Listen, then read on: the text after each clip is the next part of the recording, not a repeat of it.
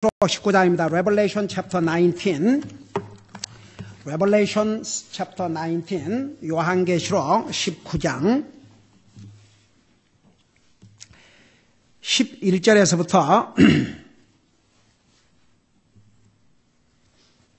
13절까지 같이 읽겠습니다. 11 through 13. 시작. 또 내가 하늘이 열린 것을 보니 보라 흰 말이라 그 위에 타신 이는 신실하니 참되시니라 불리더니 그분께서 의로 심판하며 전쟁을 하시더라. 그분의 눈은 불꽃 같고 그분의 머리 위에는 많은 관이 있으며 또 그분께서 기록된 한 이름을 가지고 있을 때 그분밖에는 아무도 그것을 알지 못하더라. 또 그분께서 피에 담근 옷을 입으셨는데 그분의 이름은 하나님의 말씀이라 불리더라. 아멘. 앉으시 바랍니다.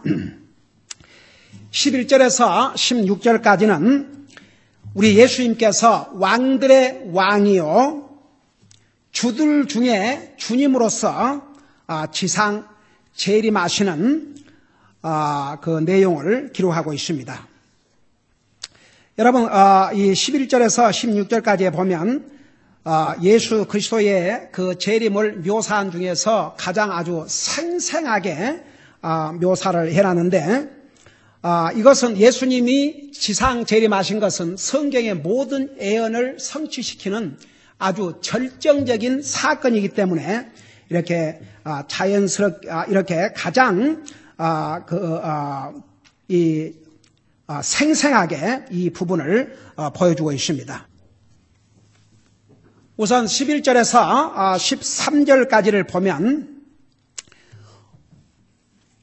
지상 재림하실 예수님의 그 모습을 이렇게 보여주고 있습니다. 여러분 11절을 보세요. 또 내가 하늘이 열린 것을 보니 보라 흰 말이라.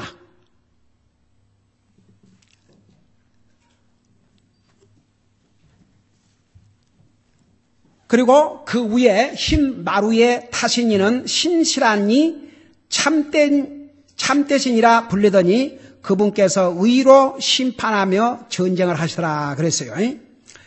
그러니까 이제 예수님께서 지상 재림하실 터인데 이 사도 요한에게 그 하늘에서 이제 예수님이 지상 재림하기 전에 그 모습을 어떻게 보였냐면 흰 말을 먼저 보여주셨어요. 자, 흰 말은 중요한 의미가 있습니다. 흰 말은 주로 전쟁에 나간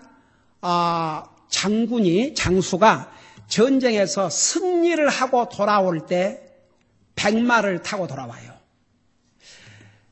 여러분, 로마 장군이 전쟁에서 승리를 하면 승리하고 돌아올 때 무슨 말을 타고 오냐 그러면 백마를 타고 흰 말을 타고 로마의 중심가를 퍼레이드를 했어요. 가두 행진을 했어요. 그리고 이제 그 뒤로는 수많은 노획물, 그 전쟁에서 빼앗은 모든 물건들 그리고 포로들을 뒤에 따라오게 하고 이 로마의 승리한 장군은 백마를 타고 입성을 하고 온 나라의 백성들로부터 이 환영을 받고 박수를 받고 그랬어요. 그래서 이 흰 말이라고 하는 것이 중요한 의미가 있습니다. 우리 앞전에서 배운 적그리스도가 백마를 타고 온 것은 예수님의 흉내를 낸 것이고 우리 예수님은 정말 승리의 왕으로서 이 땅에 재림을 하셔요. 그러니까 예수님이 2000년 전에 이 세상에 오실 때의 모습과 우리 예수님이 다시 오실 때의 모습은 완전히 달라요. 예수님이 이 세상에 2000년 전에 오실 때는 우리 인생의 죄를 위해서 죽어주러 오셨지만 우리 주님께서 다시 오실 때는 세상을 심판하고 그분의 왕국을 건설하기 위해서 이 땅에 오셔요. 그러니까 목적도 다르고 모습도 달라요. 이번에 오실 때는 어린아이로 태어나는 게 아니에요. 이제는 승리의 왕으로서 왕들 중에 왕으로서 그 다음에 주들 중에 주로서 이 땅에 재림을 하십니다. 그래서 예수님이 흰 말을 타고 오시는 것은 바로 승리의 왕으로서 이 땅에 오실 것을 상징적으로 보여주는 것이죠. 그리고 진짜 백마를 타고 오셔요. 여러분, 엘리야가 무엇을 타고 하늘나라 가셨어요? 불 수레를 타고, 병거, 병거나 수레나 다. 그 체리옷을 타고, 한번 생각해 봐요. 하늘에서 불수레가 내려와가지고 엘리야를 태우고 올라가는 모습 생각해 봐요. 그것도 엄청난 일이라면 우리 주님께서 이 땅에 오실 때 어떻겠어요? 진짜 백마를 타고 이제 오실 것을 해서 보여주고 있어요. 그 위에 타신 예수님을 가리켜서 신실하시니 참되시니 그렇게 얘기를 하고 있어요. 여러분, 이거 중요한 의미가 있습니다. 이것은 하나님의 캐릭터, 하나님의 그 성품을 그대로 보여주고 있어요. 하나님 그러면 딱 두 가지 성격, 여러 가지 하나님의 그 애트리뷰트, 하나님의 여러 가지 성품을 얘기할 수 있지만 여기에서 딱 두 가지로 얘기했어요. 첫째가 신실하신 분, faithful. 여러분, 왜 우리가 하나님을 믿어도 된 줄 아세요? 하나님은 신실하신 분이에요. 하나님은 사람과 달라요. 그래서 하나님이세요. 하나님이 하신 말씀은 반드시 지키셔요. 하나님은 충실하신 분이에요. 여러분 보세요. 왜 우리가 이 하나님의 말씀을 100% 믿을 수 있냐 그러면 하나님은 하나님의 이 말씀에 충실하신 분이에요. 반드시 이 말씀을 지키셔요. 여러분, 나와 여러분이 왜 구원받으면 하늘나라 가는 것을 안 좋아하세요? 내가 목사기 때문이 아니고 내가 구원받고 하나님의 자녀로서 100% 완전하게 살아서가 아니고 예수님을 나의 구주로 믿고 영접하면 구원받고 구원받은 하나님의 자녀는 하나님 은혜로 하늘나라 간다는 걸 이 말씀이 약속하고 있기 때문에. 여러분 어때요? 여러분 보니까 이만하면 나 하늘나라 가겠네. 그래서 확신이 있으세요? 그 확신은 잘못된 확신이에요. 여러분이 정말 이 하나님의 말씀을 믿고 이 말씀을 통해서 예수님을 마음에 영접했다면, 그러니까 여러분 보세요. 예수님께서 너는 나를 보고 믿느냐, 보지 않고 믿는 자가 복되다고 그랬고, 베드로전서 1장에 가보면 뭐라고 그랬어요? 너희들은 보지 않고도 주님을 사랑하는도다. 여러분, 저는 예수님이 이 땅에 오셔서 십자가에 돌아가신 모습을 본 적이 없어요. 제가 거기에 없었어요. 거의 2000년 전에 있었던 일을 내가 어떻게 합니까? 그런데 제가 거기 있었던 것 못지않게 저는 확실히 믿어요. 예수님이 나를 위해서 십자가에 죽으셨고 나를 위해서 부활하셨고 나를 위해서 하늘나라 가셨고 다시 데리러 오실 것을. 무엇을 통해서? 이 하나님의 말씀을 통해서. 그래서 우리 주님은 신실하신 분이에요. 요한일서 1장 9절에 보면 우리가 우리 죄를 자백하면 그는 신실하시고 faithful하시고 의로우사 우리 죄를 사하시며, 그 대신 우리의 해야 될 조건이 있어요. 우리가 용서받고 우리가 잘못한 매일 삶 속에서 잘못한 죄를 용서받으려면 우리가 구원받을 그 죄는, 근본적인 죄는 용서받았지만 우리가 매일 삶 속에서 살면서 지은 죄들을 용서받으면 우리가 고백을 해야 돼요. 그게 전제 조건이에요. 그러면 그분은 미쁘시고 의로우사 우리 죄를 사하시며 우리를 모든 불의에서 깨끗게 하신다 그랬어요. 그러니까 보세요. 이 신실하신 분, 그게 바로 우리 주님의 특징이에요. 우리 주님은 신실하신 분이에요. 하나님의 약속을 반드시 지키심을. 여러분, 하나님이 우리에게 faithful 하시다면 오늘 우리는 어떻게 해야 되겠습니까? 이게 하나님의 캐릭터예요. 그 다음에 두 번째는 뭐라는 거니? 참되신 분이라. 우리 예수님을 가리켜서 참되신 분이라고 그랬어요. 하나님께서 하실 수 없는 게 있어요. 그게 뭐라고 그랬어요? 거짓말을 하실 수 없다고 그랬어요. 하나님은 참되신 분이에요. 그러니까 우리가 구원받은 하나님의 자녀들은요, 우리가 할 수만 있으면 거짓말을 안 하도록 노력을 해야 돼요. 사람도요, 거짓말하고 있으면 저 거짓말하고 있는 거 알아요. 하나님 어떻게 모르시겠어요? 어쩌다가 거짓말을 했으면 I'm sorry I lied. 차라리 그것이 훨씬 더 좋아요. 거짓말을 한 번 하고 두 번 하다 보면 계속 거짓말을 하게 되고 나중에는 자기가 거짓말인지 진짜인지 착각을 해버려요. 어떨 때는요, 참 제가 사람이지만 사람들과의 관계에서 우리 애들하고 이제 뭔 얘기 이렇게 나누다 보면 이게 거짓말이구나 거의 다 나한테도 알아요. 와요. 내가 어떨 때는 속아준 채 하지요. 근데 알아요. 거짓말인지 참말인지. 그 어떨 때는 참 그래요. 사람인 나도 저게 거짓말인지 참말인지를 이렇게 알 수 있다면 오 마이 로드 하나님 앞에서 되겠어요. 우리는 진실해야 돼요. 다 같이. 아멘. 여러분 페이크 크리스천, 가짜 크리스천들 세상에 얼마나 많은 줄 아세요? 그들은 여러분 사람이 남을 속여서도 안 되겠지만 자기를 속이고 사는 사람은 진짜 위험한 사람이에요. 그러니까 여러분 항상 우리는 진리이신 하나님, 예수님께서 나는 진리와 같다 그러 안 하고 나는 진리라고 그랬어요. 그 주님을 영접한 우리는 그래도 진실하게 살도록 노력해야 될 줄로 믿습니다.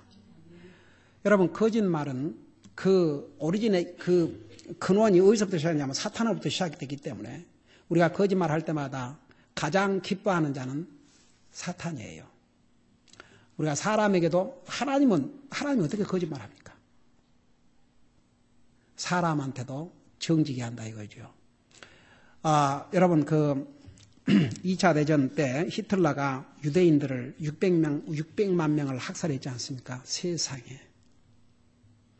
근데 그때에 살아남은 사람들이 어떻게 살아남았냐 그러면 숨겨준 사람들이 있었어요. 그들을 숨겨준 사람. 그 나치가 쫓아와서 여기에 유대인들 없냐? 그러면 그 사람들을 숨겨준 사람은 거짓말 해야 돼요? 안 해야 돼요? 거짓말 해야 돼요. 그 거짓말은 사람을 살리기 위함이에요. 그 외의 거짓말은 justify를 받을 수 없는 거짓말들이에요. 그러니까 이제 우리가 항상 믿는 사람들은 우리가 육신을 가지고 있기 때문에 나도 모르게 거짓말하고 순간에 자기를 프로텍트하기 위해서 순간에 자기를 하기 위해서 이렇게 거짓말하고 저렇게 거짓말하고 그러지만 한 가지 그리스도인으로서는 가져서는 안 될 캐릭터라 이거죠. 왜냐하면 우리 주님이 참되신 분이에요. 그 참되신 주님을 영접하고 구원받은 하나님의 자녀는 할 수만 있으면 우리가 참되게 거짓말하지 않고 살도록 우리가 노력을 해야 한다 그 말입니다. 여러분 거짓말하는 것은 이건 네이처이기 때문에 금방 해버려요. 여러분 어린 애들도요. 여러분 1살 넘고 2살만 돼도 금방 애들 거짓말해요. 했냐 그러면 안 했다 그러고.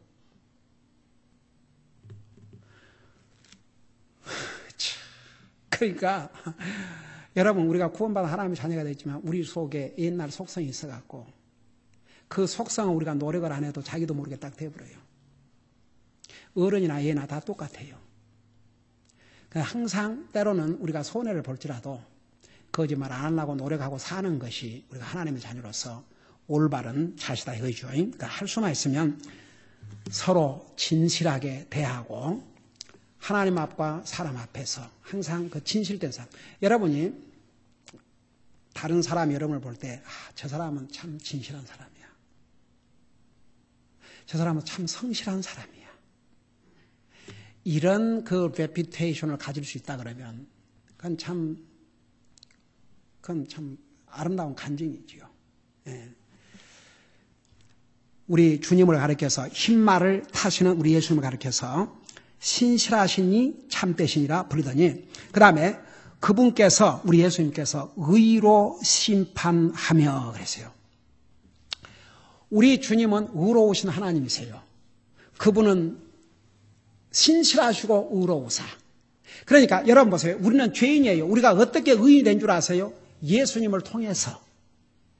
그래서 우리가 의로우신 예수님을 받아들임으로 그 예수님 때문에 하나님께서 우리를 너는 의로운 자라고 그랬어요.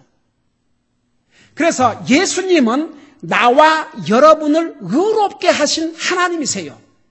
우리가 예수님 때문에 의로운 자가 됐고 예수님 때문에 의로운 자가 됐기 때문에 의로운 자기 때문에 하늘나라 가는 거예요. 그래서 예수님이 하시는 심판은 의로운 심판이에요. 여러분 이 세상의 심판은요, 세상의 재판은 잘못 내린 재판도 많거든요.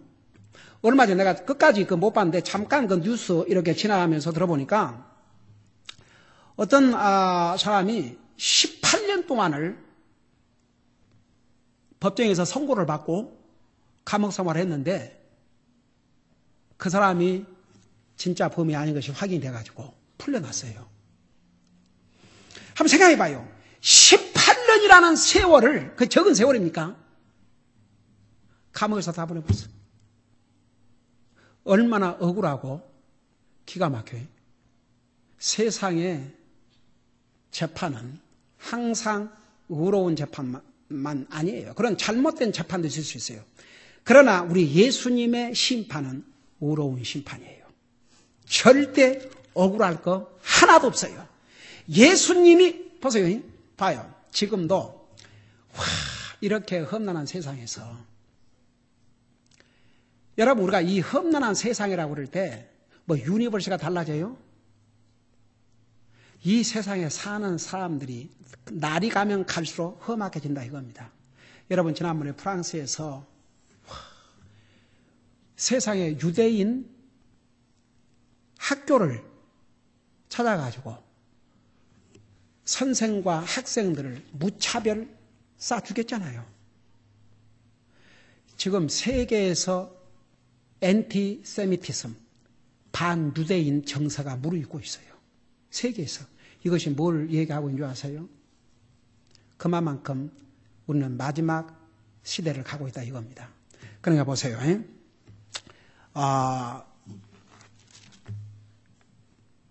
우리 주님이 이제 지금까지는 참고 이런 악한 자, 이 세상을 이렇게 악하게 만든 게 어떤 뭐 자연 만물이 아니고 자연이 아니고 사람들이 그렇게 만들고 있어요.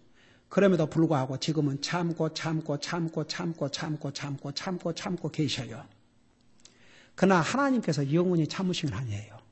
우리 주님이 지상 재림하시면 이미 주님을 영접하지 않고 구원받지 않은 영혼들은 이미 지옥 가서 고통을 당하고 있고, 야, 그들은 그들의 육신까지도 심판받을 날을, 최후의 심판날을 기다리고 있어요. 지금은 그들의 영혼들만 고통을 당하고 있지만 최후의 심판날은 하나님께서 그들의 육신까지 살려서 이제 심판을 해서 영원한 지옥에 보내거든요. 그게 이제 우리 20장에서 우리 배울 것이옵시다.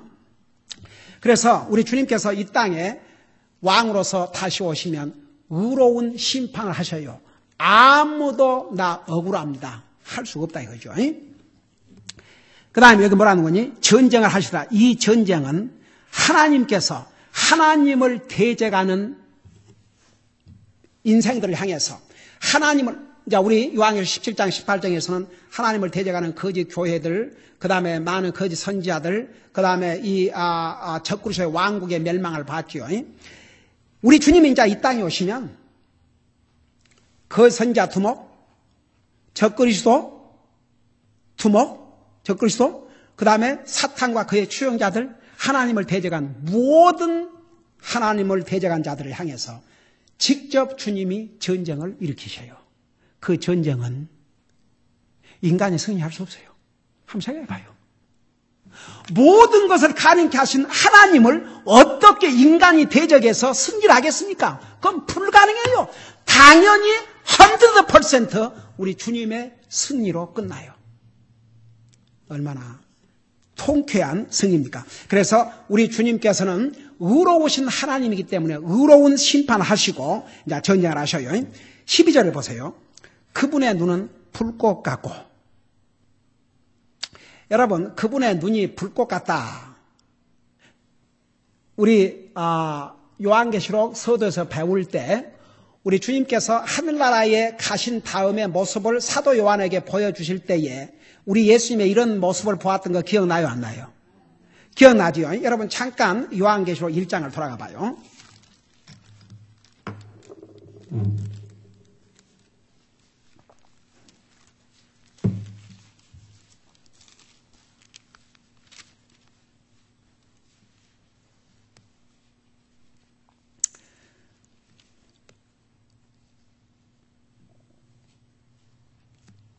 요한계시록 1장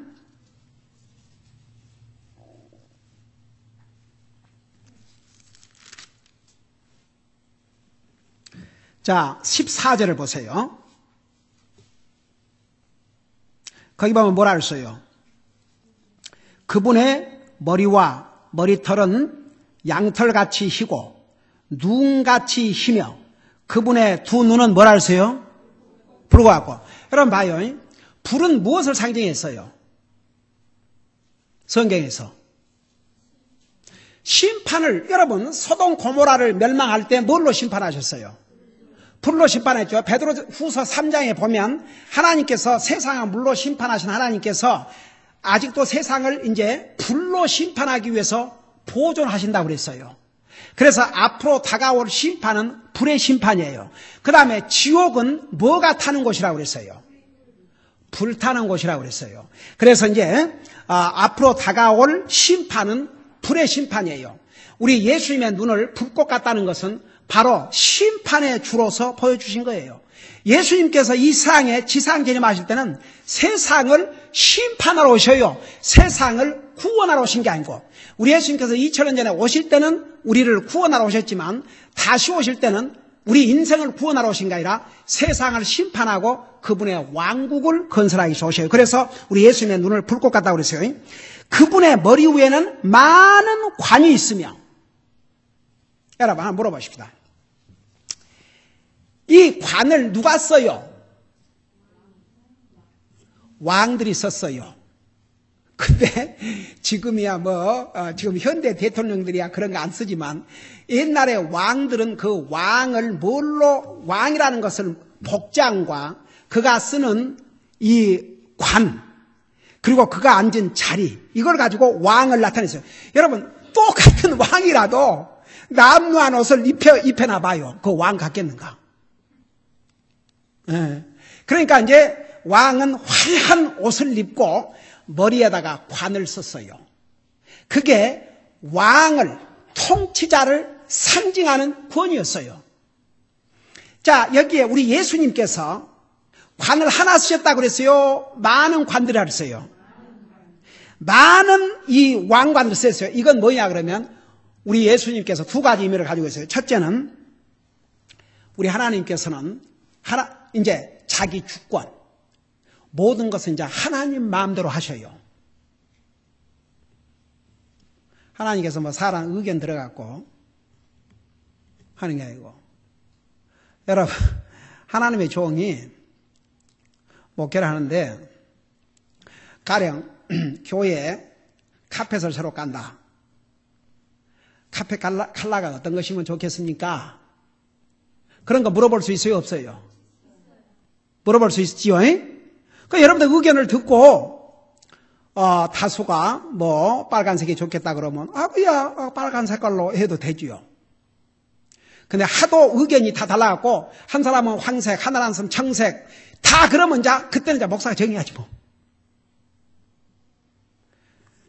그러니까 예를 들어서 그런 것은 의견을 물어서 할 수 있어요. 제가 어떤 말씀을 전할까요?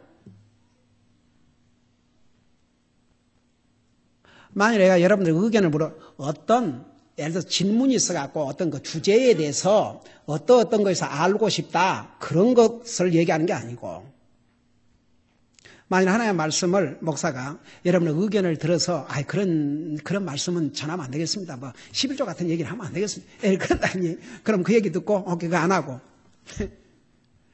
이게 목사가 제정신 있는 목사예요, 없어요? 아니에요. 목사는 누구 종이에요? 하나님의 종이에요. 목사는 하나님 말씀에서 가르치라는 걸 전해주면 돼요. 그걸 가르치고 그렇게 하도록 인도해주고. 우리 주님이 이제 다시 오셔요. 주권을 가지고 오셔요. 왕은 자기 뜻대로 행해요. 근데 여기에 많은 관들을 썼다는 게 뭔지 아세요? 왕들 중에 왕. 이제 한 나라의 왕이 아니에요, 우리 예수님은. 온 세상을 다스리는 왕이세요. 그래서 이 많은 관들을 썼다, 그 말은 여러분 왕 중에 왕으로서, 왕들 중에 왕으로서, 한 나라의 왕이 아니고 온 세상을 다스리는 왕으로 오신다는 거, 그 다음에 그분의 주권, 그걸 sovereignty, 그분 스스로 이제 모든 것을 하신다 그 말입니다. 지금은 여러분 보세요. 하나님께 우리 인생이 구원받기를 원해요, 안 원해요? 그러나 하나님께서 강제로 구원해 하셔요, 안 하셔요? 강제로 안 하셔요? 우리에게 맡겼어요. 우리가 받아들이면 구원받고 우리가 거절하면 구원받지 못해요. 우리는 받아들였어요. 아무리 전해줘도 그걸 받지 않은 사람은 할 수 없어요. 여러분, 왜 지옥 간 사람이 지옥 간 줄 아세요?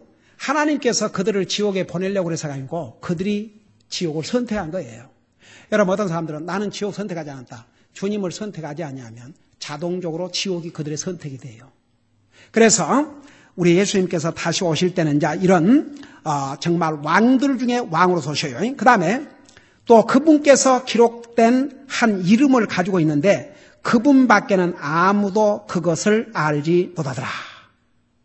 지금 예수님께서 백마를 타시고 흰마를 타시고 오시는데 그분에게 한 이름이 기록된 이름이 있는데 그분 밖에는 아무도 그것을 알지 못하도록 했다 그랬어요. 그러면 도대체 그게 무슨 뜻인가? 이 부분은 우리 다음 주에 계속해서 공부하도록 하겠습니다. 기도하십시다. 우리 아버지 하나님, 우리를 구원하여 하나님의 자녀 삼으시고 영광의 주님의 교회를 수업하고 살 수 있는 이런 은혜와 복을 주심을 감사드립니다. 우리 주님이 어느 순간에 다시 오실 줄 모르는 우리는 이 마지막 순간에 살고 있습니다. 항상 그 주님을 바라보고 그 주님을 소망하고 사는 우리 사랑하는 성도들 되게 하여 주시옵소서. 4월달 미션 먼스를 통해서 우리 주님 앞에 영광을 돌려드리기를 원합니다. 우리 아버지 하나님, 우리 모든 성도로 한 사람 한 사람이 이 귀한 사역에 동참함으로써 땅까지로 내 증인이라고 하신 주님의 명령을 온전히 순종하는 우리 성도들 되게 하여 주시옵소서. 우리 교회가 지원하고 있는 우리 성사님과 그 가족들 계속 건강과 안전을 지켜 주시옵소서. 예수님의 이름으로 간절히 기도하옵나이다. 아멘.